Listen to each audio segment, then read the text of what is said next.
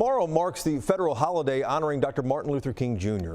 Among the many things he is known for, there is one that Dallas should take particular note of this year. Here's Ed Gray from the Commish Radio Show with My Voice, My Opinion. It is only appropriate this Dr. Martin Luther King Jr. weekend to talk about nonviolence. The Dallas murder rate of last year has shown no sign of taking a holiday. I completely support Mayor Eric Johnson's call to action to silence the violence. We need more drum majors to beat the drums of respect instead of submitting to the drums of hatred.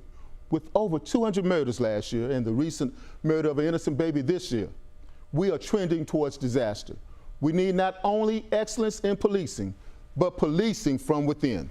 There is no proposal that Police Chief Renee Hall can enact that will be successful if the community does not change how it acts.